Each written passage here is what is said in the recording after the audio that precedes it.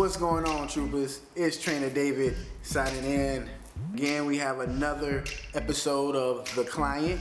Today, we were gonna focus on the dynamic squat test. The purpose of this test is to see what areas in your body are tight or overactive and what areas are weak and not as strong. So those areas we have to focus. And I will walk you through each one of those areas that you can pay close attention to. The anterior view. And during the anterior view, we have to make sure that we're checking out the knees and the ankles.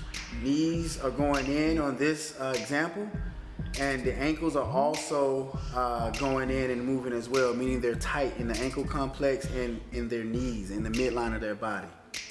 Next, we're going to the lateral view. On the lateral view, we're paying attention to the hips, okay? Then we're gonna go up to the neck and the shoulder area, which seems tight here because the ear and the shoulders are out of line, okay? After that, we have the back view. Again, we're looking at the ankles and the knees, and you see the knees are going in. Ankles are also pulling towards one another, so this area is tight. We would have to foam roll this area, okay? And our outside area is weak. So these examples are clear examples of midline of the body being tight and the outside of the body being weak.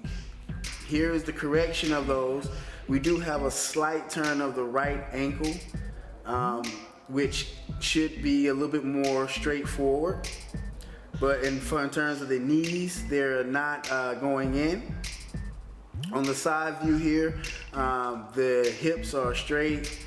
The back is at a perfect angle. Also, the ears and the shoulders are aligned. It's as you're sitting in the chair. And then through the back, the same thing. Ankles are correct, knees are correct as well.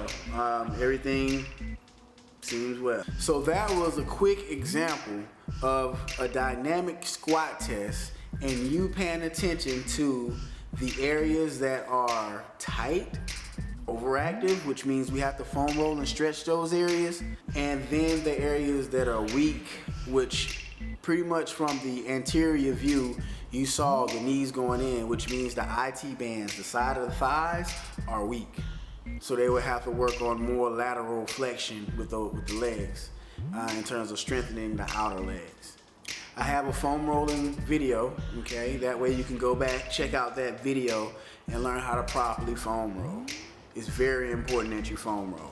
But that is the dynamic squat test. Make sure that you're checking it out again and again, learning it so you can, fit the example with what you're doing at home. And then from there, we'll know, okay, what areas are weak, what areas are overactive, meaning would I have to foam roll, what do I have to strengthen? And then from there we can begin designing programs.